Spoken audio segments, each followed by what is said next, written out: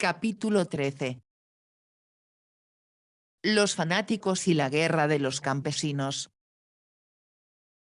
Disturbios en Wittenberg. El sonido del glorioso evangelio se había difundido por todos los países. Satanás había intentado suprimirlo por todos los medios, con la ayuda del Papa, el emperador y los hombres eruditos, pero solo se había extendido más. Entonces el diablo eligió otro medio para suprimir la verdad, creando cismas y ofensas en la propia congregación de Lutero. Durante la ausencia de Lutero, los monjes agustinos de Wittenberg habían abolido la misa papal y habían introducido de nuevo la forma correcta de celebrar la Sagrada Comunión. Pero el doctor Karlstadt no estaba satisfecho y, además, la reforma avanzaba demasiado lentamente para él. Por lo tanto, instigó a los estudiantes a irrumpir en la iglesia donde los sacerdotes estaban leyendo la misa y a expulsarlos a ellos y al pueblo de la manera más brutal y violenta. Durante las vacaciones de Navidad arrojaron las imágenes fuera de la iglesia y las quemaron, luego derribaron los altares y los crucifijos, abolieron las velas, la liturgia y las ceremonias, e incluso rechazaron el uso del cáliz y la patena. Sin preparación ni anuncio, fueron a la Sagrada Comunión y tomaron las hostias con sus propias manos. Todo esto lo hicieron por pura presunción, sin instruir previamente al pueblo ni preocuparse de si los débiles se sentían ofendidos. Además, ciertos fanáticos de Zwickau llegaron a Wittenberg y se jactaron de que una voz audible de Dios los había llamado a predicar, y de que mantenían una conversación íntima con Dios y conocían el futuro. En particular, deliraron contra el bautismo infantil y declararon que no servía de nada. Exigieron que todo aquel bautizado en su infancia debía ser bautizado de nuevo. Por esta razón, a estos fanáticos también se los llamó anabaptistas. El regreso de Lutero a Wittenberg. Lutero, al principio trató de calmar estos disturbios mediante escritos, pero en vano. Las cosas empeoraron. Sus feligreses le rogaron encarecidamente en una carta que fuera a Wittenberg para evitar que se produjeran más desolaciones. Decidió partir inmediatamente y comunicó este hecho a sus amigos en una carta. Seguro de la victoria, escribió, no dudo de que sin una estocada de espada ni una gota de sangre apagaremos fácilmente estas dos llamas humeantes. Así pues, Lutero abandonó el castillo que debía protegerlo de la prohibición del Papa y del interdicto del emperador y, contrariamente al consejo del elector, apareció de nuevo en la arena. En una carta se disculpó con el elector y dijo: si queremos tener la palabra de Dios, es necesario que no solo Anás y Caifás se enfurezcan, sino que Judas también aparezca entre los apóstoles, y Satanás entre los hijos de Dios. En cuanto a mí, sé que si las cosas estuvieran en Leipzig como están en Wittenberg, yo iría a caballo aunque durante 9 días no lloviera nada más que el duque Jorge, y cada uno fuera 9 veces más furioso que este. Voy a Wittenberg protegido por uno superior al elector. Sí, protegería a su gracia electoral más de lo que usted puede protegerme. La espada no puede aconsejar ni ayudar en esta causa. Dios solo debe ayudar aquí, sin todo cuidado o ayuda humana. Por lo tanto, quien más crea puede proporcionar aquí la mayor protección. Sermones de Lutero contra los fanáticos. El 6 de marzo de 1522, Lutero llegó a Wittenberg. Durante 8 días seguidos predicó contra las perturbaciones reinantes, se opuso con fuerza al fanatismo de Karlstadt con la palabra de Dios y restauró la paz de la Iglesia. Dijo a sus oyentes que habían deseado el fruto de la fe, que es el amor y que soporta con paciencia la debilidad del prójimo. Lo instruye en la mansedumbre, pero no lo insulta ni lo gruñe. Las mejoras externas están muy bien, pero deben introducirse en el debido orden, sin tumulto ni ofensas, y no demasiado apresuradamente. Nuevamente dice: primero debemos ganar los corazones del pueblo, lo cual se hace por la palabra de Dios, predicando el Evangelio y convenciendo al pueblo de sus errores. De esta manera, la palabra de Dios ganará el corazón de un hombre hoy, de otro mañana, porque con su palabra Dios toma el corazón, y entonces habrás ganado al hombre. El mal morirá y cesará por sí solo. Karlstadt permaneció en silencio durante algunos años, y los profetas de Zwickau tuvieron que abandonar Wittenberg. Antes de irse escribieron una carta a Lutero, llena de insultos y maldiciones.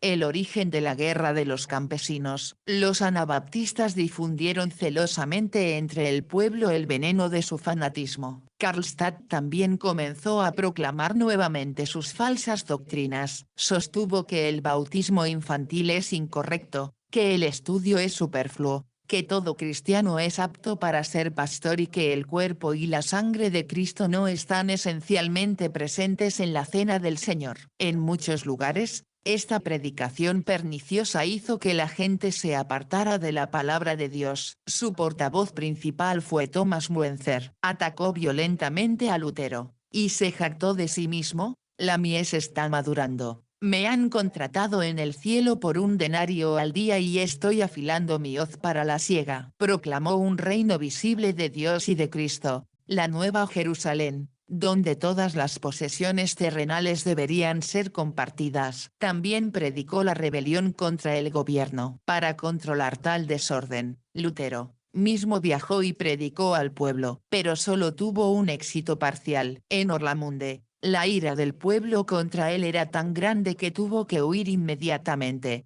mientras algunos lo maldecían: vete en nombre de 1000 demonios y que te rompas el cuello antes de salir de la ciudad. Sermón de Lutero, contra los campesinos rebeldes. La tormenta pronto estalló en Alemania. En 1525, la llama de la rebelión se extendió por Franconia, a lo largo del Rin y casi por todos los estados alemanes. Los campesinos, un pueblo miserable, esclavo de todos, agobiado y sobrecargado de tareas, impuestos, diezmos y tributos, pero no por eso más piadoso, sino un pueblo salvaje, traidor e incivilizado, se habían unido en una llamada Unión Cristiana y exigían al gobierno la concesión de ciertas peticiones. Algunas de ellas eran: que cada congregación tenga derecho a elegir su propio pastor, que se aboliera la servidumbre. Algunos de ellos exigían mucho más: un gobierno único para todo el imperio alemán y la abolición de los príncipes menores. Lutero declaró que muchas de sus demandas eran justas y equitativas, pero al mismo tiempo les dijo cuán terriblemente pecaban al rebelarse. Dijo: un gobierno malo e injusto no excusa ni la revuelta ni la sedición. No hagan de su nombre cristiano un manto para sus impacientes, rebeldes y anticristianos esfuerzos. Los cristianos no luchan por sí mismos con la espada y las armas, sino con la cruz y el sufrimiento. Al igual que su capitán, Cristo no usó la espada, sino que colgó de la cruz. Y con la misma severidad Lutero también reprobó la tiranía impía de los príncipes. El resultado de la guerra de los campesinos. La oleada de rebeliones ya no podía ser detenida. Los campesinos marcharon por todas partes, robando, saqueando y asesinando donde quiera que iban, destruyendo más de 200 castillos y muchos conventos. Se vengaron de sus enemigos con la mayor saña. En Weinsberg empalaron y torturaron cruelmente a 700 caballeros. Muenzer pensó que también él había llegado su momento. Envió cartas por todas partes. Thomas Muenzer, siervo de Dios con la espada de Gedeón, llama a todos los buenos cristianos a sus banderas, para que con él golpeen a los príncipes como sobre un yunque, vivan, y no permitan que sus espadas se enfríen por la sangre. Multitudes de gente se reunieron a su alrededor. Entonces Lutero alzó su poderosa voz por última vez y aconsejó al gobierno que hiciera a los cabecillas una última oferta de compromiso pacífico y,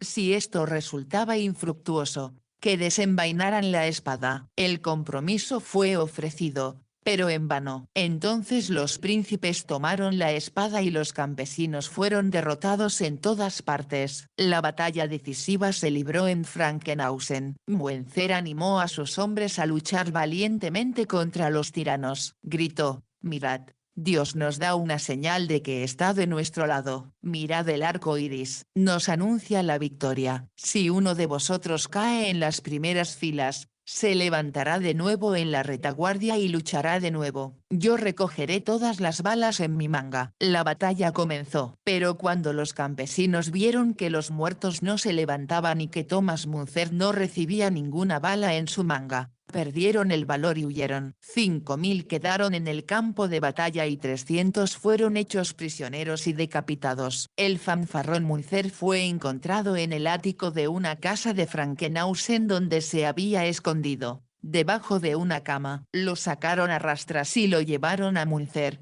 donde fue torturado y finalmente decapitado. Capítulo 14. El coloquio de Marburgo.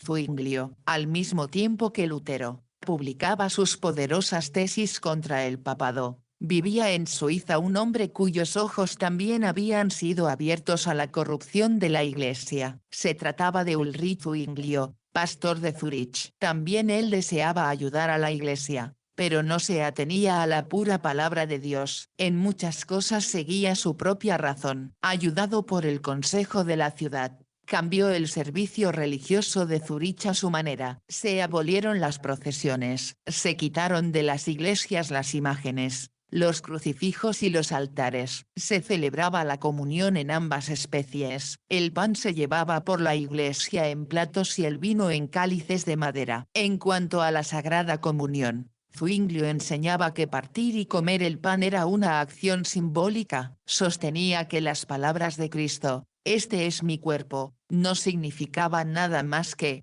"Esto representa mi cuerpo". En cuanto al bautismo, también enseñó erróneamente. En esto también siguió su razón. No admitía que la persona bautizada fuera afectada de alguna manera por el bautismo. El bautismo era para él solo un signo externo de pertenencia al pueblo de Dios. Enseñó muchas cosas extrañas sobre la obra redentora de Cristo, y llamó al pecado original una mera debilidad de la naturaleza humana. De estas falsas doctrinas, la relativa a la Santa Comunión se difundió rápidamente y encontró muchos adeptos. Lutero libró una guerra ferviente y seria contra este error tanto en sus sermones como en sus escritos. Pero los zwinglianos se adhirieron obstinadamente a su error y siguieron su propio camino. El coloquio de Marburgo. En 1529, el landgrave Felipe de S. logró organizar un coloquio entre luteranos y zwinglianos. Tuvo lugar el 1, el 2 y el 3 de octubre en Marburgo. Antes de que se abordara la doctrina de la Cena del Señor, se discutieron varios otros artículos de fe. En estos puntos los zwinglianos aceptaron instrucción y consejo. Cuando finalmente llegó el momento de discutir la doctrina de la Cena del Señor, Lutero sacó una tiza de su bolsillo y escribió sobre la mesa estas palabras: "Esto es mi cuerpo". Estas palabras eran su base segura y firme, y sobre ellas decidió permanecer inamovible. Exigió a sus oponentes que dieran toda la gloria a Dios y que creyeran en las palabras puras y sencillas del Señor. Sin embargo, se aferraron a su opinión y citaron especialmente Juan 6:63, donde Cristo dice: "La carne para nada aprovecha". Lutero les demostró clara e inequívocamente que en este pasaje Cristo no habla de su propia carne, sino de nuestra carne. También sería una afirmación impía decir que la carne de Cristo para nada aprovecha. Entonces sostuvieron: un cuerpo no puede estar presente al mismo tiempo en dos lugares. Ahora bien, el cuerpo de Cristo está sentado en el cielo, a la diestra del Padre. Por lo tanto no podría estar presente en la tierra en el sacramento. Lutero respondió: Cristo ha asumido la naturaleza humana, que, por tanto, según las Escrituras, participa de los atributos y la gloria divina. Por lo tanto, la naturaleza humana de Cristo es omnipresente. Por lo tanto, su cuerpo y su sangre pueden estar presentes en la Sagrada Comunión. Cuando Lutero vio que sus oponentes se volvían más obstinados en su opinión, cerró el coloquio por su parte con las palabras: "Usted tiene un espíritu diferente del nuestro". Rechazó la mano de comunión que le ofreció Zwinglio. Ya en 1531 Zwinglio pereció en la batalla de Kappel. Sin embargo, Las falsas doctrinas que había difundido han seguido siendo hasta el día de hoy las doctrinas de la Iglesia reformada. Capítulo 15. La Confesión de Augsburgo. La redacción de la Confesión. En 1530 Carlos V convocó una dieta en Augsburgo. Contrariamente a lo que se esperaba, su proclamación fue muy amistosa. En esta asamblea se debía dejar de lado toda animosidad y se debían escuchar las opiniones de todos con todo amor y amabilidad. El elector Juan el Firme encargó a sus teólogos que redactaran un resumen breve y claro de las principales doctrinas de la verdad evangélica, para que él y su partido estuvieran dispuestos a confesar su fe y su esperanza de una manera clara e inequívoca. Los teólogos llevaron a cabo esta orden y redactaron un documento sobre la base de 17 artículos compuestos por Lutero, en una fecha anterior. En abril de 1530, el elector Juan, junto con Lutero, Melanchthon, Spalatin, Jonas y Agrícola, partieron hacia Augsburgo para luchar una buena batalla. Como la proscripción del imperio todavía estaba en vigor contra Lutero, y la ciudad de Augsburgo había protestado contra su llegada, el elector lo hizo llevar a la fortaleza de Coburgo, en la mañana del 23 de abril, para que, en caso de necesidad,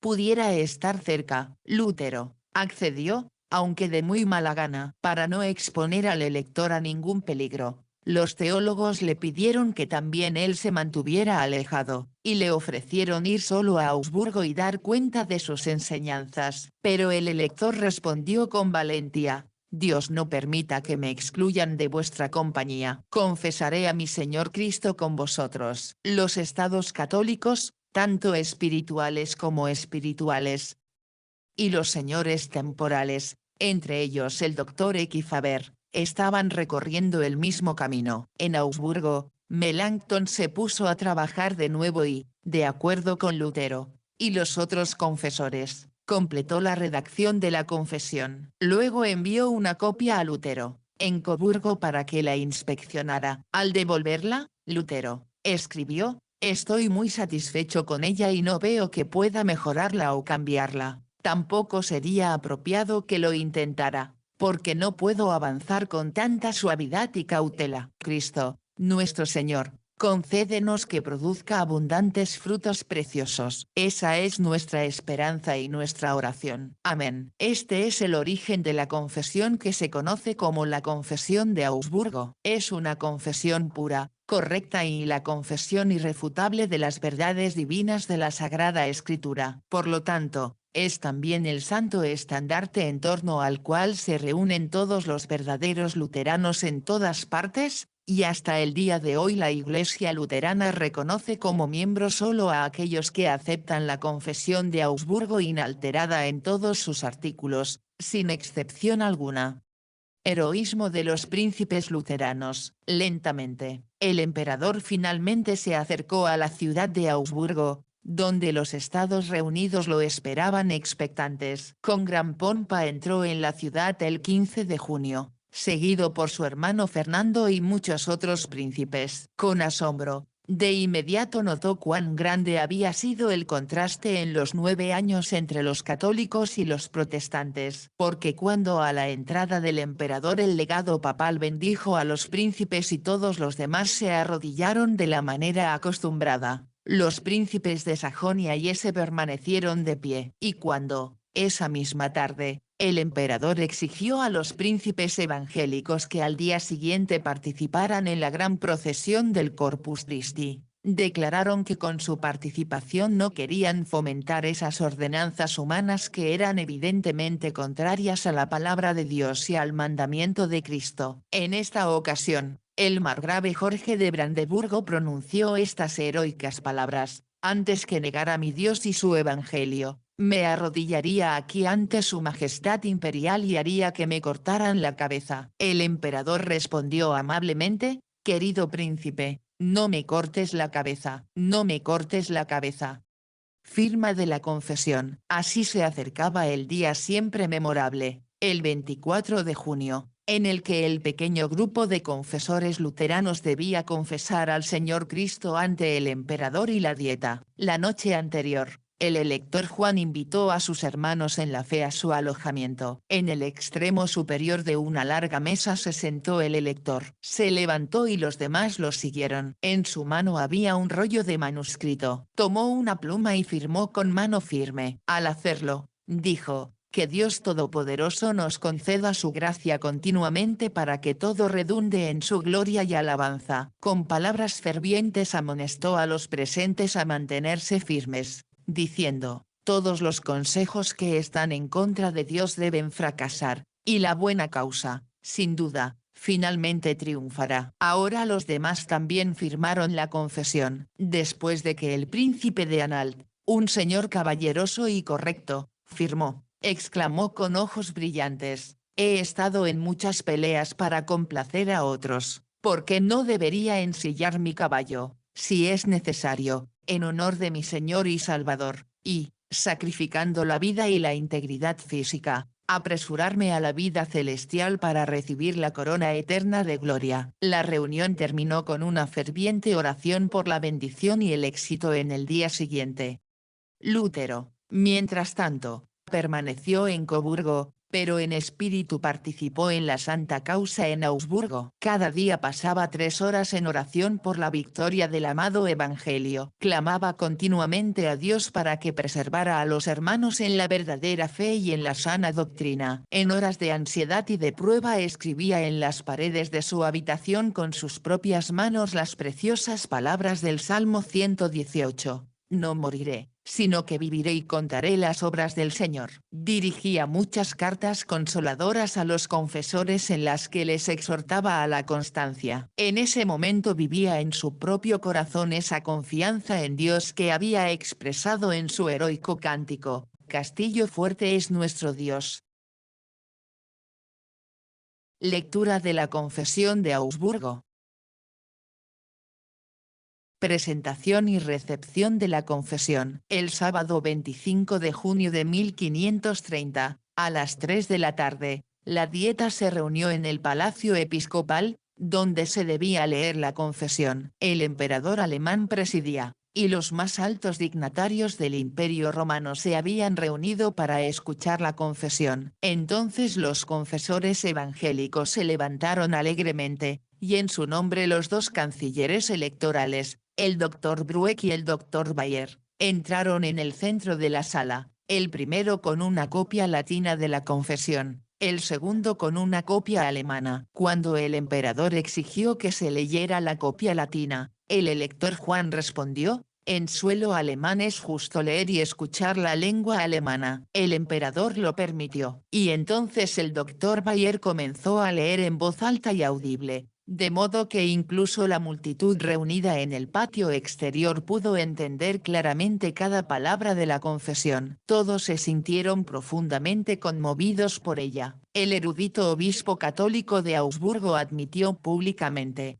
todo lo que se ha leído es la verdad pura, inalterada e innegable. El duque Guillermo de Baviera estrechó la mano del elector Juan de manera amistosa y le dijo al Dr. Eck, que estaba de pie cerca: me han dicho algo completamente diferente de la doctrina de Lutero, de lo que he oído ahora en su confesión. También me ha asegurado que su doctrina podría ser refutada. Eck respondió: me encargaría de refutarla con los padres, pero no con las escrituras. A lo que el duque replicó: entiendo, entonces, que los luteranos se sientan atrincherados en las escrituras, y nosotros estamos fuera. Lutero escribió a uno de sus amigos: has confesado a Cristo y has ofrecido la paz. Te has comprometido dignamente en la santa obra de Dios como corresponde a los santos. Ahora, por una vez, regocijaos también en el Señor y estad contentos, vosotros los justos. Levantad la vista y levantad la cabeza, porque vuestra redención está cerca. Spalatin dijo que nunca antes se había hecho una confesión como esta desde que existe el mundo. Matthäus también testifica acertadamente: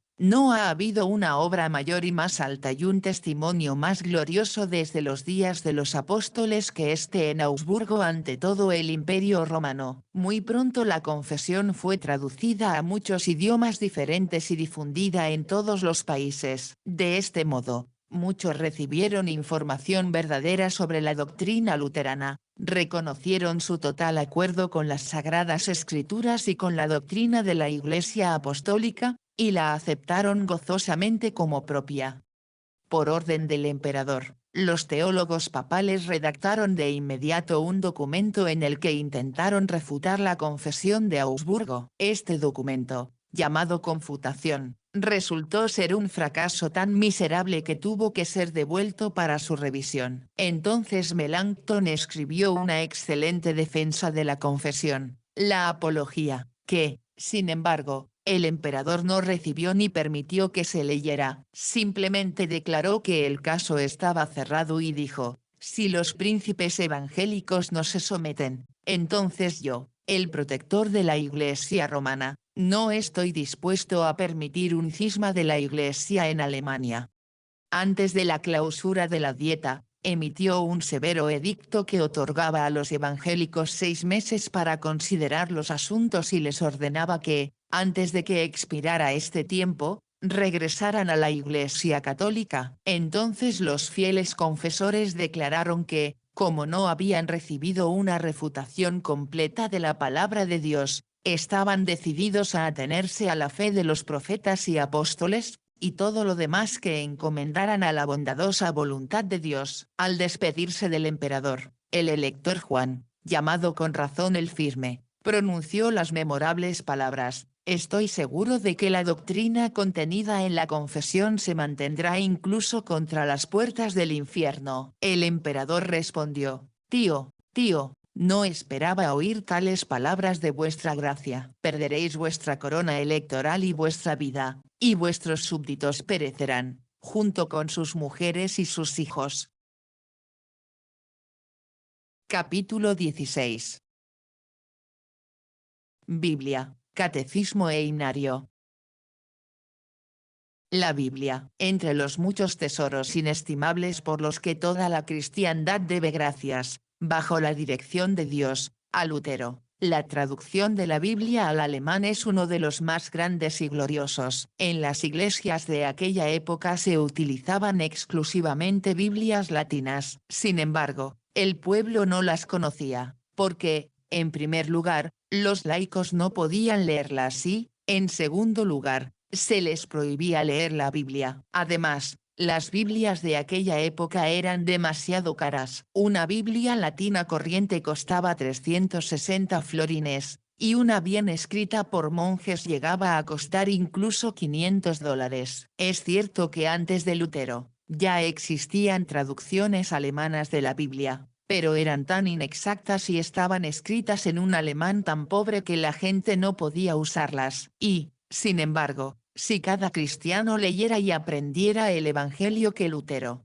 predicó y proclamó, si se convenciera a sí mismo, a partir de las Escrituras, de los errores del papado, si se armara eficazmente contra ellos, y si la Biblia había de hacerle sabio para la salvación, tenía que tenerla en su propia lengua. Lutero estaba convencido de ello desde hacía mucho tiempo y, por tanto, ya había traducido los 7 salmos penitenciales. Cuando, en 1521, el Wartburg le dio refugio contra sus enemigos, emprendió, por primera vez, la traducción del Nuevo Testamento. Escribió, hasta Pascua permaneceré aquí en retiro. Para entonces traduciré el Apostil y el Nuevo Testamento a la lengua del pueblo. Es lo que piden nuestros amigos. Después de terminar el trabajo, escribió a Spalatin. En mi Patmos había traducido no solo el Evangelio según San Juan, sino todo el Nuevo Testamento. Ahora estamos en ello para pulirlo todo,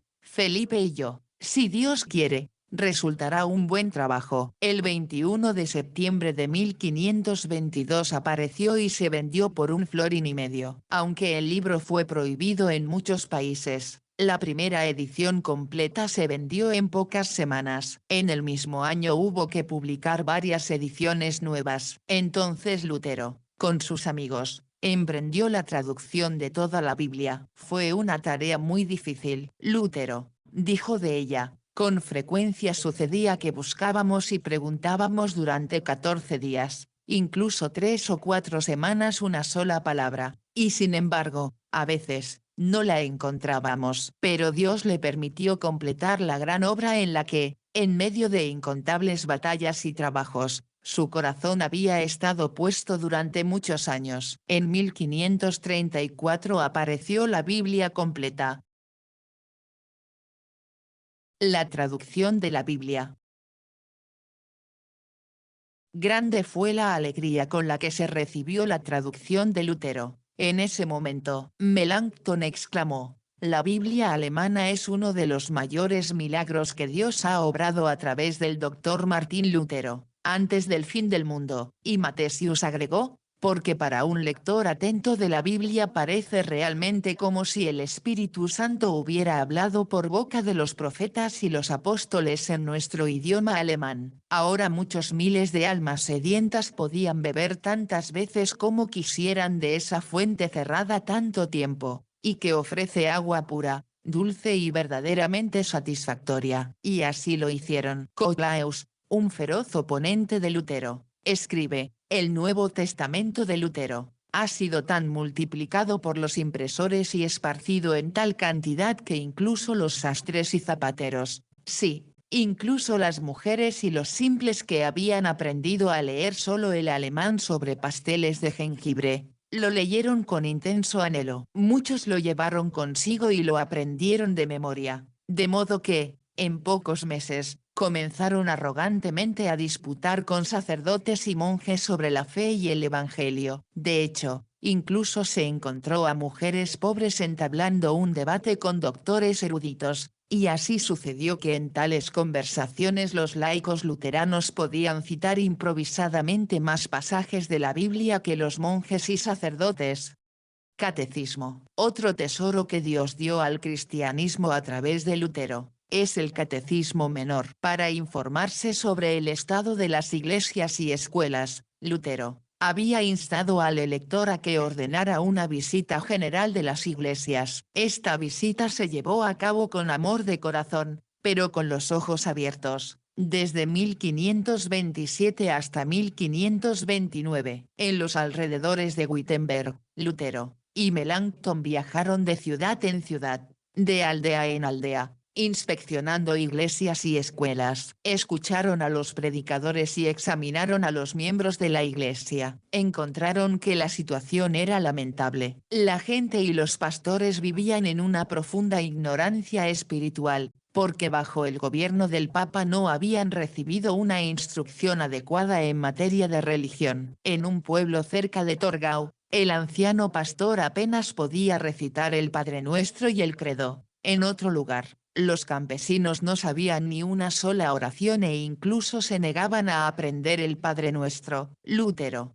escribió: «¡Ay, qué miseria tan grande he visto! La gente común, especialmente en los pueblos, no sabe nada de la doctrina cristiana, y muchos pastores son completamente incapaces e ineptos para enseñar. Sin embargo, todos se llaman cristianos, han sido bautizados y disfrutan del uso de los sacramentos, aunque no conocen ni el Padre Nuestro ni el Credo ni los 10 mandamientos, y viven como pobres bestias y cerdos irracionales». El siguiente ejemplo ilustra con qué paciencia Lutero instruía a estas personas. Cuando, en una ocasión, estaba examinando a los pobres campesinos sobre el credo cristiano, uno de ellos, que había recitado el primer artículo, al ser preguntado sobre el significado de Todopoderoso, respondió: «No lo sé». Lutero, entonces dijo: «Tienes razón, querido hombre, yo y todos los doctores no sabemos qué es el poder y la omnipotencia de Dios, pero cree solamente que Dios es tu querido y fiel Padre que quiere, puede y sabe cómo ayudarte a ti, a tu esposa y a tus hijos en todas las necesidades».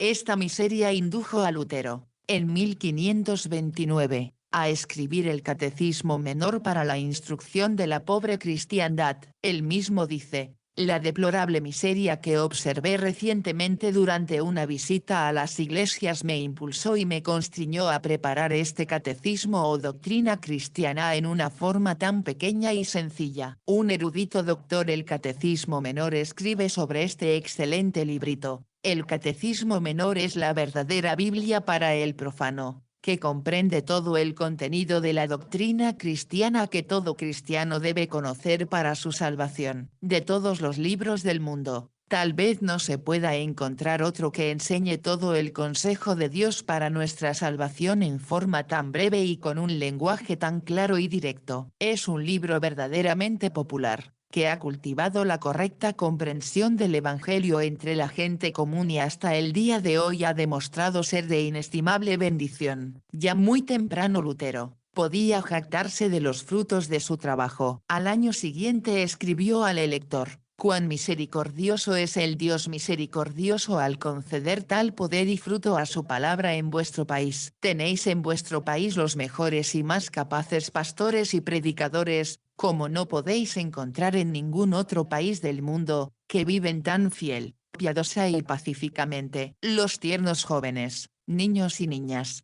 están creciendo tan bien instruidos en el catecismo y las escrituras, que me hace sentir bien ver cómo los jóvenes y las niñas pueden ahora orar, creer y hablar mejor de Dios y de Cristo que antes en todos los institutos, claustros y escuelas». Y himnos. Otro don precioso por el que todos los cristianos deben agradecer a Lutero, es la colección de sus incomparables himnos y canciones, tan infantiles y devotas, tan sencillas y, sin embargo, tan poderosas. Al introducir el orden de culto luterano, Lutero se esforzó mucho para que no solo los pastores y los coristas, sino también las congregaciones pudieran cantar sus himnos a Dios en el cielo en su propia lengua materna. Sin embargo, en aquella época había muy pocos himnos alemanes aptos para ser utilizados en el culto divino. Por ello, Lutero también emprendió esta tarea y, en 1524, apareció el primer himnario. Contenía 8 himnos musicalizados, 4 de los cuales había compuesto Lutero. El primer himno eclesiástico evangélico que escribió Lutero fue aquel glorioso cántico: «Queridos cristianos, todos y cada uno, regocijaos». En él, a partir de su propia experiencia, describe la miseria humana y luego glorifica la obra de salvación de Dios. A continuación: «Oh Dios del cielo,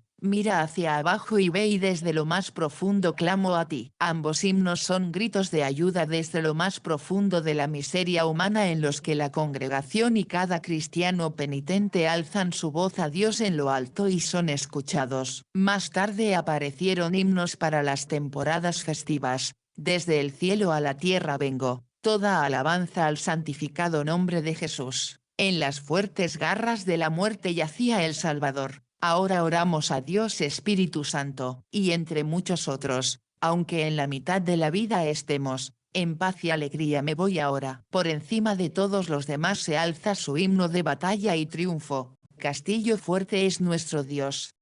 Especialmente poderoso fue el efecto que produjeron los himnos de Lutero. En aquellos días, la gente nunca se cansaba de cantarlos, y en muchos lugares el Evangelio fue introducido por el poder triunfante de los himnos luteranos entonados por miembros piadosos de la Iglesia. Los oponentes se quejaron: «El pueblo canta para sí mismo en esta iglesia herética». Los himnos de Lutero han engañado a más almas que todos sus escritos y sermones. En Brunswick, un sacerdote se quejó al duque de que se cantaban himnos luteranos incluso en la capilla de la corte. El duque, aunque también muy amargado contra Lutero, preguntó: «¿Qué clase de himnos son? ¿Cómo se leen?». El sacerdote respondió: «Su gracia». Uno de ellos es: «Que Dios nos conceda su gracia». A lo que el duque replicó: «¿Por qué el diablo nos concede su gracia? ¿Quién nos será clemente sino Dios?». En relación con el efecto de los himnos de Lutero, un amigo escribe: «No dudo de que por el pequeño himno de Lutero, queridos cristianos, todos y cada uno, regocijaos, muchos cientos de cristianos han recibido la fe, aunque nunca antes habían oído el nombre de Lutero. Pero las nobles y queridas palabras de este hombre conquistaron de tal manera sus corazones que tuvieron que aceptar la verdad. Capítulo 17. El matrimonio de Lutero, con Catalina de Bora. Lutero, contrae matrimonio en santo matrimonio. Según la doctrina del Papa, todos los llamados religiosos, como monjes, monjas y sacerdotes, no se atreven a casarse. Lutero, por el contrario, demostró con la palabra de Dios que esta doctrina es falsa, que el matrimonio es una institución de Dios y honorable para todos los hombres. Es cierto que de sí mismo declaró: no tengo disposición para casarme, porque puedo esperar diariamente la muerte como hereje. Pero muchos de sus amigos le pidieron urgentemente que, para fortalecer muchos corazones débiles, también contrajera matrimonio en santo matrimonio y confirmara así su doctrina con sus acciones. Su padre también deseaba ardientemente ver a su hijo casarse con una mujer piadosa. Con la ayuda de Dios, Lutero se decidió pronto a testificar ante el mundo, por su propia iniciativa, su propia doctrina y la de las Sagradas Escrituras, de que el matrimonio agrada a Dios. Tuvo ánimo y exclamó: para fastidiar al diablo y complacer a mi anciano padre, me casaré con Kate antes de morir. Y más tarde dijo: con mi propio ejemplo quise confirmar lo que había enseñado, y como muchos eran tan tímidos, aunque el evangelio brillaba con tanta fuerza, Dios lo quiso y lo llevó a cabo. El 13 de junio de 1525, Lutero invitó a cenar a sus amigos Bugenhagen, Justus Jonas, Apel y al pintor Lucas Cranach, junto con la esposa de este último, y en su presencia contrajo santísimo matrimonio con Catalina de Bora. Español. Justus Jonas informó a Spalatin de este feliz acontecimiento con estas palabras: Lutero se ha casado con Catalina de Bora. Ayer estuve presente en la boda, mi alma se conmovió tanto por el espectáculo que no pude contener las lágrimas. Puesto que ya se ha celebrado y Dios lo ha querido, deseo sinceramente a este excelente y leal hombre y querido padre en el Señor toda la felicidad. Dios es maravilloso en sus obras y en sus consejos. La educación de los hijos. El matrimonio de Lutero con Catalina de Bora fue bendecido con 6 hijos, que fueron criados con severidad pero con piedad. Lutero disfrutaba de su compañía y se deleitaba viéndolos jugar. Cuando el pequeño Martín jugó una vez con una muñeca y dijo entre dientes que era su novia, Lutero comentó: tan sinceros y sin maldad ni hipocresía habríamos estado en el paraíso. Por eso los niños son los estorninos más encantadores y los más queridos parlanchines. Hacen y hablan todo con naturalidad y con la sencillez de sus corazones. Cuando vio a los muchachos, como hacen los niños, pelearse y luego volver a hacer las paces, dijo: querido señor, qué agradable es para ti esta vida y este juego de niños. Cuando en un momento todos con ojos radiantes y alegres expectativas se pararon alrededor de la mesa en la que la madre había colocado duraznos y otras frutas, disfrutó de la imagen y dijo: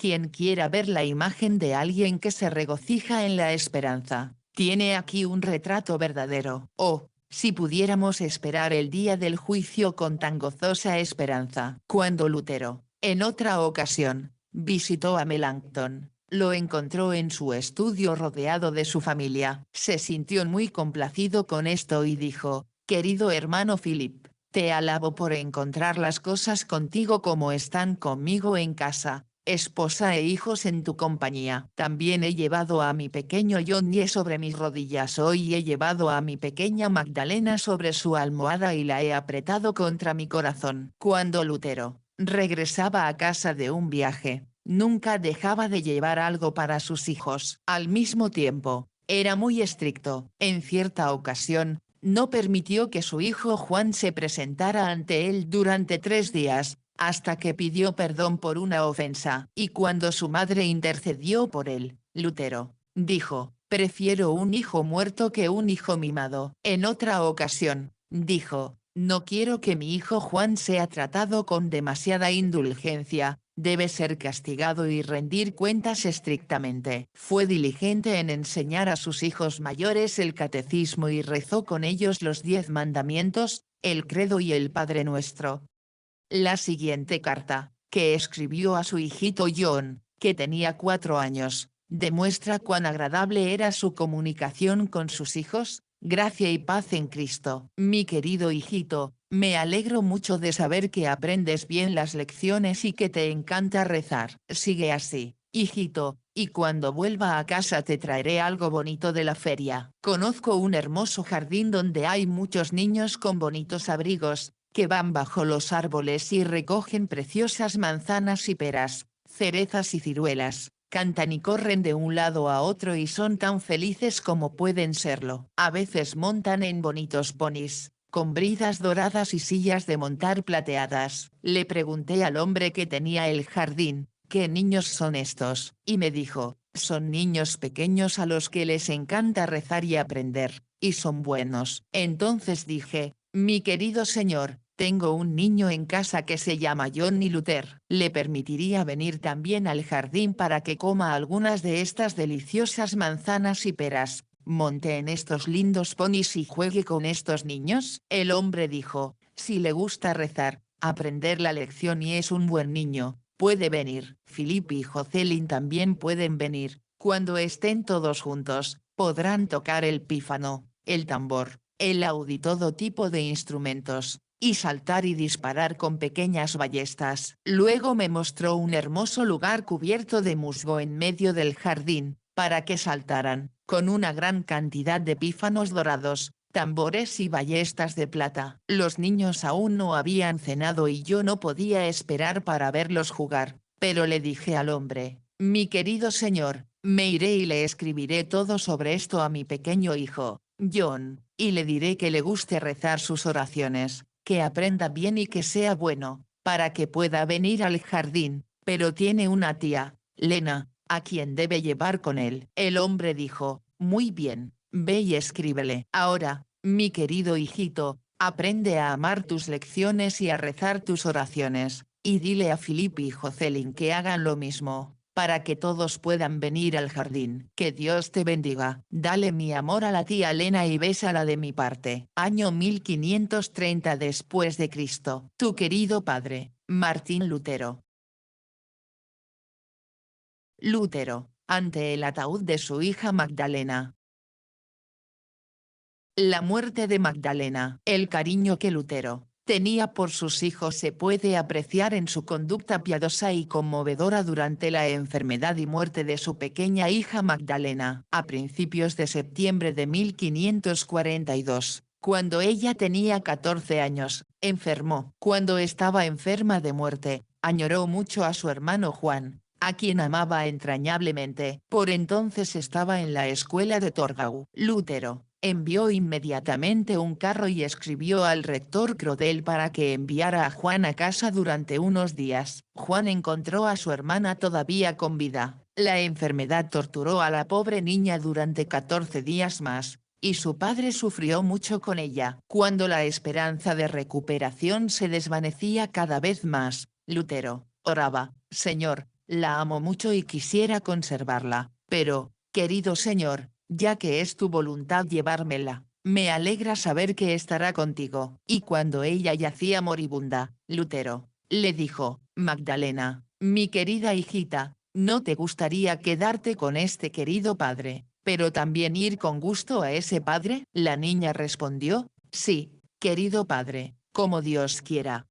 Ella murió en sus brazos la noche del 20 de septiembre, a las 9 en punto. La madre también estaba en la misma habitación, pero a cierta distancia de la cama debido a su gran dolor. Mientras lloraba amargamente y estaba muy triste, Lutero le dijo, querida Kate, piensa a dónde va. Está muy bien. Cuando la colocaron en el ataúd, dijo, querida Lena, qué feliz eres, volverás a levantarte y brillarás como las estrellas. Sí, como el sol. A los presentes les dijo, en el espíritu, en verdad, me alegró, pero en la carne estoy muy triste. Una despedida así es muy dolorosa. Es muy extraño saber que ella está en paz y bien, y sin embargo estar tan triste. A las personas que habían venido al funeral para expresar su pésame, se dirigió así: deberían alegrarse. He enviado a una santa al cielo. Sí, una santa viviente. Oh, si tuviéramos una muerte así la aceptaría en este momento. Después del funeral, Lutero dijo: mi hija está ahora bien cuidada tanto en el cuerpo como en el alma. Nosotros los cristianos no tenemos de qué quejarnos, sabemos que así debe ser. Tenemos la mayor seguridad de la vida eterna, porque Dios no puede mentir, quien nos la ha prometido a través y por amor de su Hijo. Sobre su tumba colocó el siguiente epitafio: yo, la hija de Lutero, Magdalena, aquí duermo con los santos y descanso tranquilamente en este lecho de tierra. Fui hija de la muerte, nacida de la semilla del pecado, pero por tu preciosa sangre redimida, oh Cristo, vivo.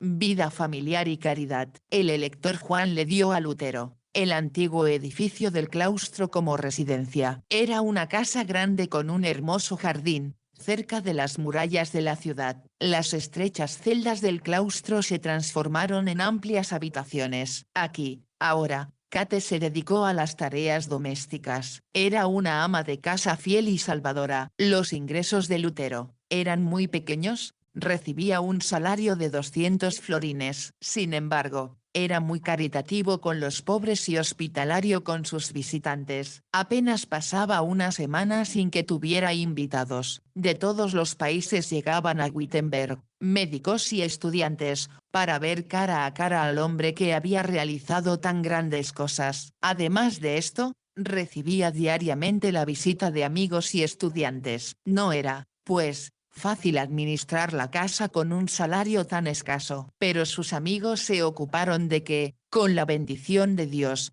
no sufriera ninguna necesidad, y Lutero confesó: tengo una casa muy extraña, gasto más de lo que recibo. Aunque mi salario no es más que 200 florines, cada año debo gastar 500 en la casa y en la cocina, sin hablar de los niños, otros lujos y limosnas. Soy demasiado torpe. El apoyo de mis parientes necesitados y las visitas diarias de extraños me hacen pobre. Sin embargo, soy más rico que todos los teólogos papistas, porque me conformo con poco y tengo una esposa leal.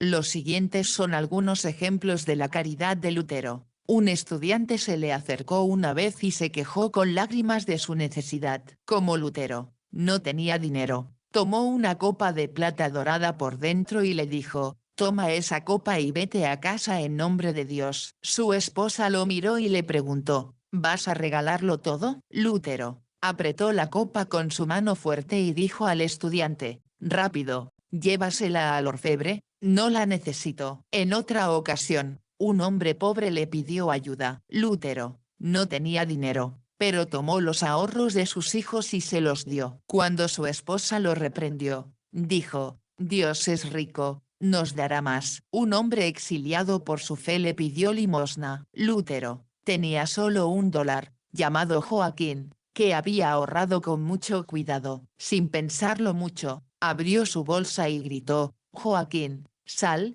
el Salvador está aquí. A la mesa de Lutero se sentaban con frecuencia amigos, estudiantes, médicos y toda clase de admiradores. La comida era generalmente sencilla, pero aderezada con una conversación seria y alegre. Después de la mesa le gustaba escuchar un poco de música con sus amigos y sus hijos. En alabanza de la música, dijo: la música es un gran consuelo para el triste, alegría y refresca el corazón y lo llena de satisfacción. Es la mitad de un maestro de escuela y hace que la gente sea más suave, más mansa, más modesta y más razonable. Siempre he amado la música. Quien conoce este arte tiene un buen carácter y es apto para todo. La música debería enseñarse sin duda en las escuelas. Un maestro de escuela debe saber cantar, o no lo miraré. En otra ocasión dijo: la música es un don y una bendición de Dios. Después de la teología, le doy a la música el primer lugar y el mayor honor. La opinión de Lutero sobre su esposa y el santo matrimonio. Lutero escribe sobre su vida matrimonial: Dios lo quiso y, alabado sea Dios, he hecho bien, porque tengo una esposa piadosa y fiel en la que un hombre puede confiar, ella no estropea nada. En estas palabras alaba a Zucate, no solo me ha cuidado y cuidado fielmente como una esposa piadosa, sino que también me ha atendido como una sierva. El Señor se lo pague en ese día. La considero más preciosa que el reino de Francia, porque ha sido para mí una buena esposa, dada y presentada por Dios, como yo le fui dado a ella. Amo a mi Kate, sí, la amo más que a mí mismo. Eso es ciertamente cierto. Preferiría morir yo mismo antes que ver morir a ella y a los niños. En elogio del matrimonio dice, según la palabra de Dios, no hay tesoro más dulce y querido sobre la tierra que el santo matrimonio, que él mismo ha instituido, y que también preserva, ha adornado y bendecido por encima de todos los demás estados. Capítulo 18. Los últimos días de Lutero, y su muerte. El presentimiento de la muerte de Lutero, 8 días después de su último cumpleaños, que celebró el 10 de noviembre en compañía de sus amigos, terminó su exposición del Génesis y cerró su conferencia a los estudiantes con estas impresionantes palabras: estoy débil, no puedo continuar, ruega a Dios que me conceda una muerte feliz. Y escribió a un amigo: estoy harto de este mundo, y el mundo está harto de mí. No será difícil para nosotros separarnos, como un huésped abandona su posada. Por eso pido un final tranquilo. Estoy listo para partir. Al final de su último sermón en Eisleben, los pensamientos de su corazón se expresan en este deseo: que Dios nos conceda la gracia de aceptar con gratitud su amada palabra, crecer y crecer en el conocimiento y la fe de su Hijo, y permanecer firmes en la confesión de su santa palabra hasta el fin. Amén. El viaje de Lutero a Eisleben. A principios de 1546, los condes de Mansfeld pidieron a Lutero que fuera a Eisleben para resolver una disputa que había surgido entre ellos y sus súbditos. Lutero consintió en ir y, junto con sus 3 hijos, el 23 de enero emprendió su última peregrinación en esta tierra. En Halle visitó a su amigo el doctor Jonas. Estando allí predicó sobre la conversión de Pablo y elogió los escritos de este apóstol como el santo de los santos. El 28 de enero, cuando cruzaba el Saale crecido en un pequeño bote, su vida corrió gran peligro. Lutero le dijo a Jonas: querido Jonas, ¿cómo le gustaría al diablo que yo, el doctor Martin, contigo y nuestros guías, cayéramos al agua y nos ahogáramos? No lejos de Eisleben, Lutero se debilitó tanto que se temió por su vida, pero pronto recuperó sus fuerzas. En Eisleben, Lutero predicó varias veces y se esforzó mucho por resolver la disputa entre los condes y sus súbditos. Cuando todo estuvo arreglado, Lutero empezó a pensar en volver a casa, pero Dios había decidido otra cosa. Muerte de Lutero. Enfermedad y muerte de Lutero. Ya el 17 de febrero Lutero no pudo asistir a las reuniones debido a su creciente debilidad. Siguiendo el consejo de sus amigos y de los condes, permaneció en su habitación y descansó. Alrededor de las 8 de la noche tomó su medicina y se acostó en su lecho, diciendo: si pudiera dormir media hora creo que mejoraría. Ahora durmió tranquilamente hasta las 10, cuando despertó. Se levantó y fue a su dormitorio. Al entrar en la habitación dijo: en el nombre de Dios, me voy a la cama. En tus manos encomiendo mi espíritu. Me has redimido, Dios fiel. A la 1 de la mañana se despertó y dijo: oh, Dios mío, me siento tan mal.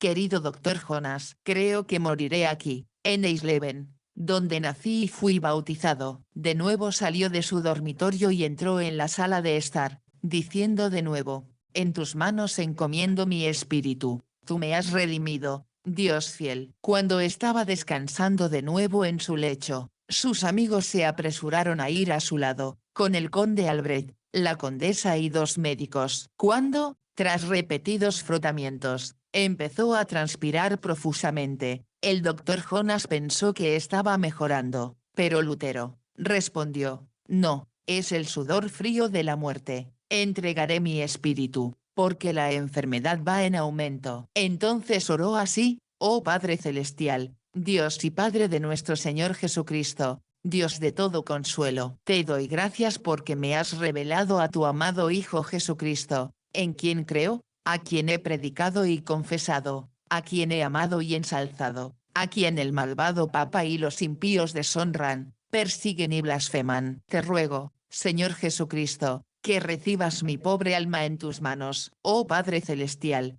aunque deba abandonar este cuerpo y ser arrancado de esta vida. Sin embargo, sé con certeza que estaré contigo para siempre, y que nadie puede arrebatarme de tus manos. Luego repitió 3 veces el pasaje: de tal manera amó Dios al mundo, que ha dado a su Hijo unigénito, para que todo aquel que en él cree, no se pierda, mas tenga vida eterna. Juan 3:16, y las palabras del Salmo 68, el que es nuestro Dios, es el Dios de salvación, y a Dios el Señor pertenecen los destinos de la muerte. Cuando el médico le dio un cordial, lo tomó y dijo: paso a la muerte, entregaré mi espíritu. Después de lo cual repitió rápidamente estas palabras 3 veces: Padre, en tus manos encomiendo mi espíritu, tú me has redimido, Señor, Dios fiel. Ahora yacía en silencio. Cuando le hablaron no respondió. El doctor Jonas le preguntó al oído: Reverendo Padre, ¿está usted firmemente decidido a morir en Cristo y en la doctrina que ha predicado? Lutero respondió en voz alta y clara: sí. Dicho esto, se volvió de lado y se durmió, salvo en la fe de su Redentor, el día 18 de febrero de 1546, entre las 2 y las 3 de la mañana.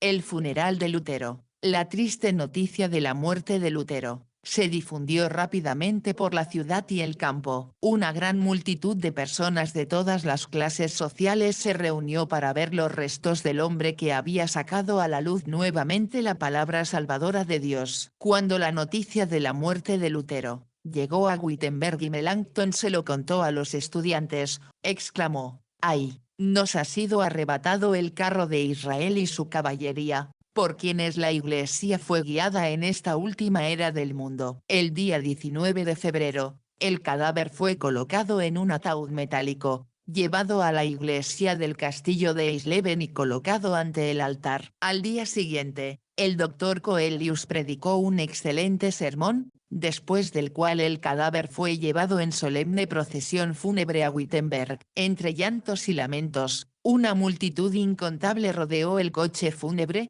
y en casi todos los pueblos se tocaron las campanas. Cuando, ya entrada la noche, el funeral se acercaba a las puertas de Halle, el clero, el ayuntamiento, las escuelas y los ciudadanos, junto con las mujeres y los niños, salieron a recibirlo y escoltaron el cadáver hasta la iglesia. El servicio comenzó con el himno de Lutero: desde lo más profundo clamo a ti, y se oyeron más los llantos que los cantos. El 22 de febrero, el cortejo fúnebre llegó a Wittenberg. Entre el tañido de las campanas se dirigió hacia la iglesia del castillo, seguido por la viuda de Lutero, sus 4 hijos y otros parientes. Después llegaron el profesorado, los estudiantes y los ciudadanos. El doctor Bugenhagen predicó un sermón reconfortante, que fue interrumpido con frecuencia por sus propias lágrimas y el llanto de su audiencia. Al final, Melanchthon pronunció un discurso en latín, tras el cual el cadáver fue bajado a la bóveda cerca del púlpito, donde aguarda la llegada de la mañana de la resurrección.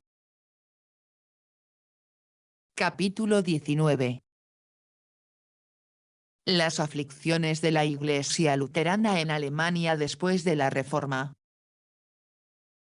La guerra de Esmalcalda. Ya durante la vida de Lutero, se habían levantado con frecuencia nubes de guerra que amenazaban con destruir la Iglesia luterana. Pero mientras Lutero vivió, la tormenta no se desató. Su profecía se cumplió: he orado fervientemente a Dios, y todavía le suplico diariamente, que frene los malos planes de los papistas y que no permita que se produzca ninguna guerra en Alemania mientras yo viva. y estoy seguro de que Dios ha escuchado mi oración, y sé que mientras viva no habrá guerra en Alemania. Ahora que he muerto, descansa y duerme también tú. Moriré antes de que esta calamidad y miseria vengan sobre Alemania. Apenas Lutero cerró los ojos cuando el emperador y el papa pensaron que había llegado de nuevo el momento de fortalecer al papado y oprimir la doctrina luterana con la espada. Sí, de destruirla por completo. El emperador acusó a los príncipes luteranos de desobediencia por no someterse al edicto de Augsburgo y declaró la prohibición del imperio contra ellos. Poco después les declaró la guerra. Los luteranos también reunieron un ejército para su defensa. Antes de que el elector Juan Federico se diera cuenta, el ejército del emperador,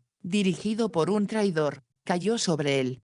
El 24 de abril de 1547, se libró la batalla cerca de Mühlberg en el Elba. El ejército de los príncipes luteranos fue derrotado. 3000 permanecieron en el campo de batalla y el propio elector fue hecho prisionero. Poco después fue condenado a muerte, solo con la condición de que entregara su corona electoral y su dominio al duque luterano Mauricio de Sajonia, que se había unido a las fuerzas del emperador. Fue indultado. El elector renunció a su país sin protestas, pero no abandonó su fe. Su gran coraje le valió el título de El Magnánimo. En efecto, cuando el emperador le exigió que firmara las resoluciones del Concilio de Trento, en las que se condenaba la doctrina luterana, declaró indignado: «Me mantendré firme en la doctrina y la confesión que, junto con mi padre y otros príncipes, confesé en Augsburgo, y preferiría abandonar mi país y mi pueblo, y también mi cabeza, antes que abandonar la palabra de Dios».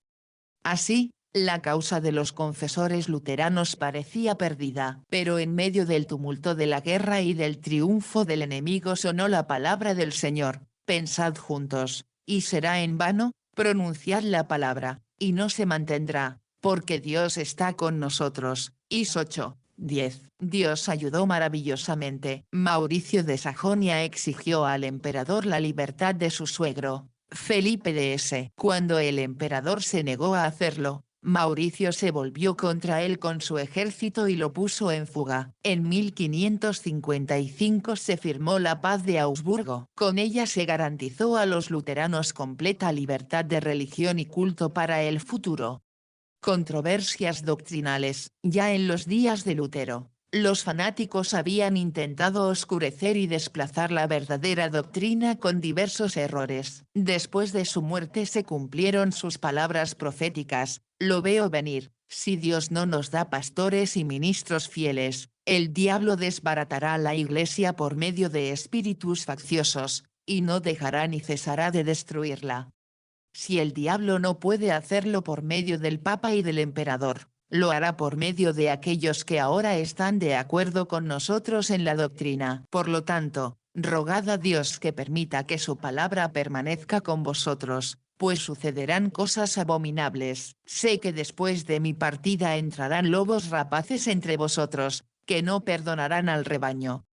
Apenas el fiel centinela y guardián se había reunido con sus padres cuando por todas partes surgieron maestros y predicadores que se apartaron de la verdad de la palabra de Dios y trataron de establecer sus propias enseñanzas falsas. Así, algunos enseñaban: «Las buenas obras son necesarias para la salvación». Otros, por otra parte, sostenían: «No solo son innecesarias, sino que son perjudiciales para nuestra salvación». Además, se enseñaba que el hombre podía prepararse para la gracia y ayudar en su conversión. Otros incluso conspiraron secretamente para introducir las falsas doctrinas de los reformados en la Iglesia luterana. Así, la luz brillante que brillaba tan brillantemente en los días de Lutero, estaba en peligro de ser oscurecida por las doctrinas de los hombres. Pero en medio de tanta confusión, Dios tenía sus fieles confesores. Después de acaloradas contiendas,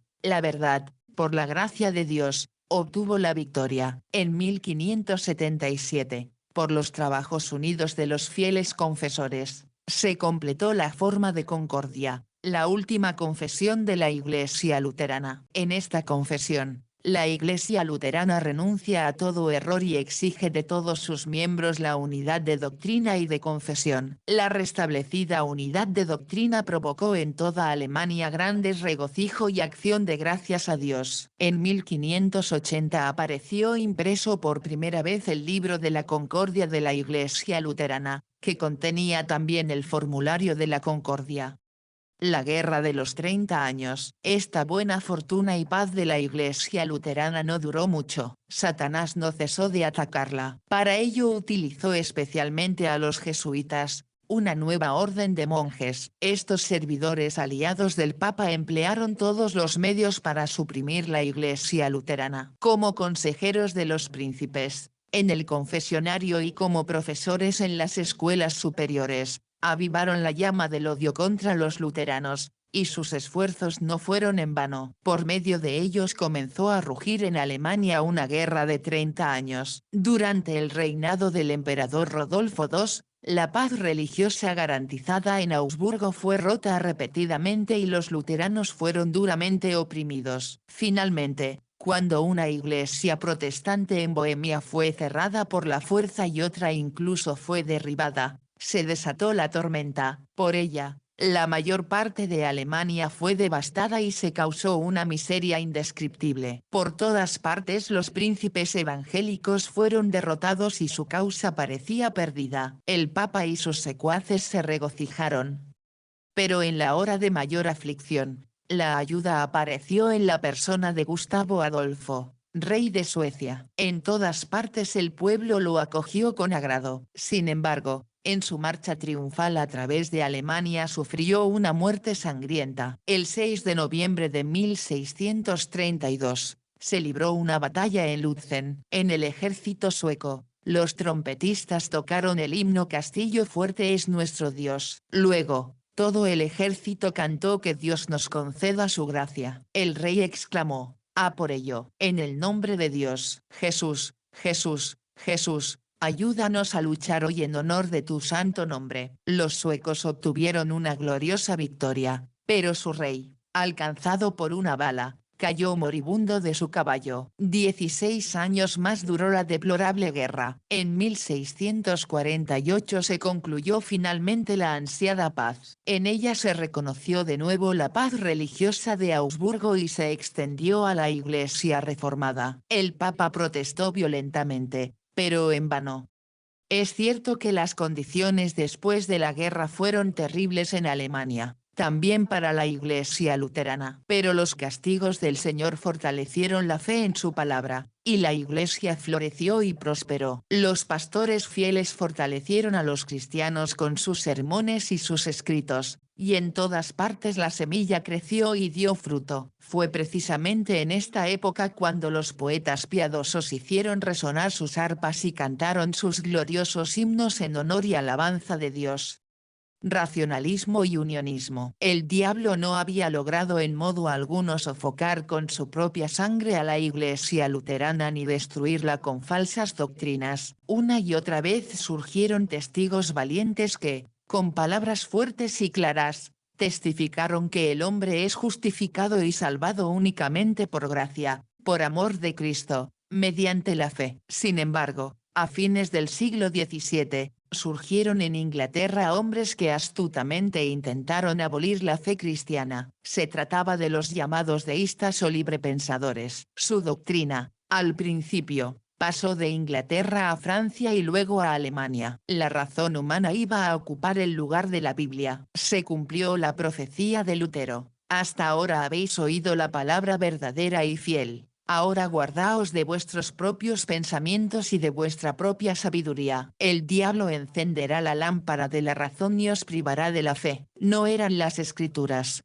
la revelación de Dios, sino la razón humana la que debía decidir los asuntos de la fe y la salvación. Todo lo que no estuviera de acuerdo con la razón humana debía ser simplemente rechazado como superstición. A quien confesaba su fe en las verdades de la Biblia se le llamaba oscurantista. Eran tiempos tristes.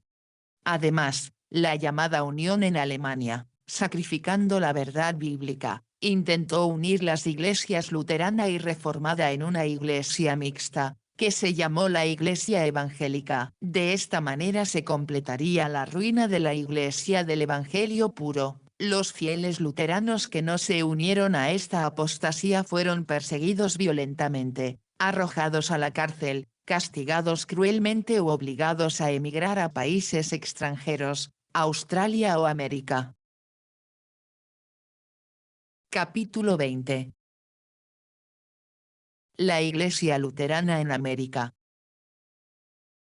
La semilla de mostaza. Cuando la Iglesia Luterana en Alemania estaba en su apogeo, también fue trasplantada al otro lado de las aguas, a las selvas de América. Ya en 1638 los primeros suecos luteranos emigraron a América y fundaron la primera congregación luterana en el Valle del Delaware. En 1650, los holandeses también habían fundado iglesias luteranas en el estado de Nueva York. La más importante de estas iglesias estaba en la ciudad de Nueva York. Los funcionarios reformados la oprimieron cruelmente. Los verdaderos confesores luteranos fueron multados y encarcelados con frecuencia. Sin embargo, tan pronto como Inglaterra tomó posesión de esta colonia holandesa, a los luteranos se les concedió la libertad de conciencia y la libertad de culto. El día de Año Nuevo de 1709, la primera congregación luterana alemana, con su pastor Kochertal, desembarcó en las costas de América. Asimismo, se establecieron en el estado de Nueva York y fundaron varias colonias en las orillas del Hudson. El mayor número de alemanes se estableció en el estado de Pensilvania. Desde 1742, su pastor más celoso fue Henry Melchior Muhlenberg. Junto con diligentes colaboradores fundó muchas congregaciones, que luego se unieron para formar el Sínodo de Pensilvania. Desde 1734, los luteranos de Salzburgo se encontraron en la colonia de Georgia. Sin embargo, el racionalismo y el fanatismo también hicieron incursiones poderosas en esta floreciente iglesia luterana de América. Llegó un momento en que muy pocos tenían idea de la naturaleza del verdadero luteranismo.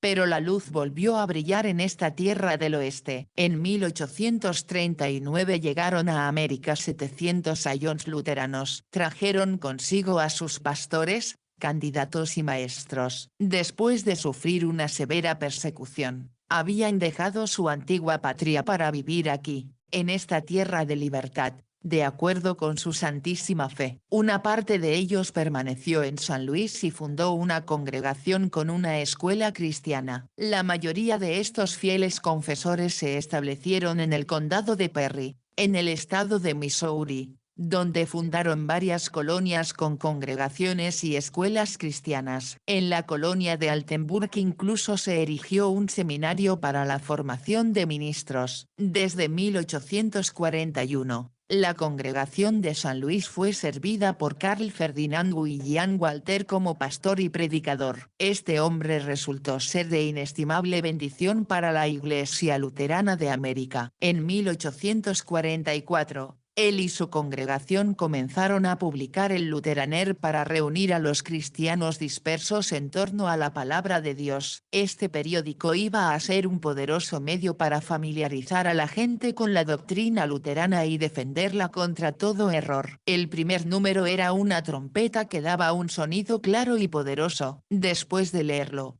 el misionero Wineken exclamó con alegría: «Alabado sea Dios. Hay más luteranos en América». En el verano de 1838 había llegado a este país como candidato al Santo Ministerio, a los 28 años de edad, para llevar el Evangelio a los alemanes dispersos. En Alemania había leído y oído acerca de su gran necesidad espiritual, y su miseria había tocado su corazón. Después de una corta estancia en Baltimore, viajó al interior, hacia Ohio e Indiana. Llegó al pequeño pueblo de Fort Wayne, donde encontró una pequeña congregación. Aquí Wineken predicó varias veces, ofició funerales y bautizó. La gente aprendió a amarlo y lo llamó su pastor. Desde allí viajó de un lado a otro y, sin dejarse intimidar por las dificultades, visitó a sus hermanos de la fe dispersos, les llevó la palabra de vida y los reunió en congregaciones. En los años siguientes,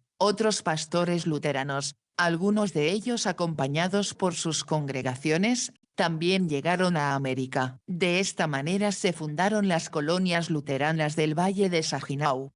El árbol. En 1845, varios pastores con ideas afines se reunieron en una conferencia en Cleveland, Ohio, para discutir la fundación de un sínodo luterano ortodoxo. Al año siguiente, varios de estos pastores se reunieron en San Luis para consultar con Walter y otros pastores sayones sobre el mismo asunto. En esta ocasión, el borrador de una constitución sinodal se consideró cuidadosamente junto con la congregación local. Este borrador se presentó más tarde a una asamblea en Fort Wayne. Finalmente, en 1847, en Chicago, se fundó el Sínodo Evangélico Luterano Alemán de Missouri, Ohio y otros estados. Walter fue elegido presidente por unanimidad. Los miembros de este sínodo habían reconocido que la doctrina restaurada por Lutero, y contenida en las confesiones de la Iglesia luterana es la verdadera y pura.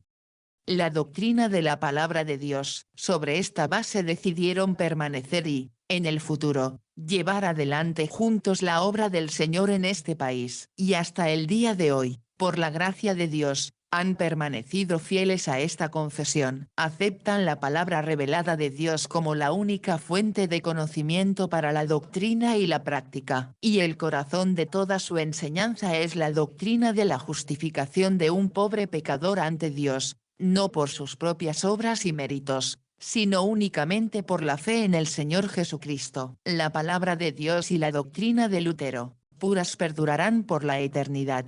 Es el lema que el sínodo no solo ha escrito a sus luteranos, sino que sus miembros también aprecian profundamente en sus corazones.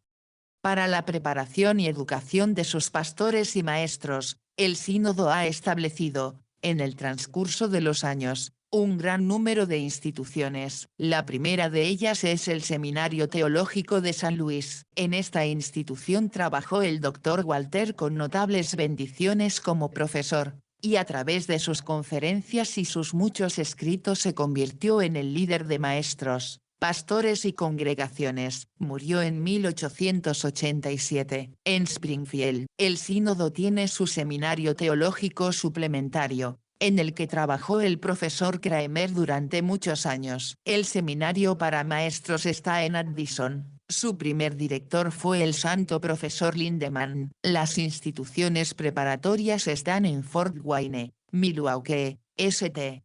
Paul y en varios otros lugares. Alrededor de 60 profesores enseñan en estas instituciones. Esencialmente, la obra del sínodo se lleva a cabo de la misma manera que en la época de los padres, de la misma manera que los misioneros de Winneken viajan para visitar a sus hermanos dispersos en la fe y reunirlos en congregaciones, al mismo tiempo que la congregación. Se fundó y desarrolló la escuela parroquial para la educación de los niños en el catecismo. En 1872, el sínodo de Missouri se unió a otros sínodos ortodoxos, formando la Conferencia Sinodal Evangélico-Luterana. En la actualidad, esta está compuesta por los sínodos de Missouri, Wisconsin, Minnesota, Michigan y el Sínodo Evangélico Luterano Inglés de Missouri y otros estados. Los sínodos de Wisconsin, Minnesota y Michigan se han unido para formar un sínodo general y poseen varias instituciones para la educación de pastores y maestros. Su seminario teológico está en Milwaukee. El sínodo noruego, que confiesa la misma fe, también tiene varias instituciones educativas. El sínodo inglés en la actualidad tiene colegios en Winfield, Kansas, y Conover, Carolina del Norte. Todos estos sínodos son infatigables en el trabajo de la misión y en la preservación de la doctrina pura. El grano de mostaza se ha convertido en un árbol cuyas ramas no solo cubren los estados de la Unión y gran parte de la América Británica, sino que sus ramitas se extienden hasta Sudamérica, Europa, Australia y Asia. Un árbol que continuamente produce nuevos brotes bajo los cuales las aves de paso de todas las provincias de Alemania y de todos los países del mundo han encontrado su hogar, y elevan sus himnos con las más diversas melodías para honra y alabanza, Gloria y adoración del Dios Trino. En todas partes, casi en todo el mundo, se canta, queridos cristianos, todos y cada uno, regocíjense, y de innumerables labios se escucha el himno de batalla y triunfo de Lutero. Castillo fuerte es nuestro Dios,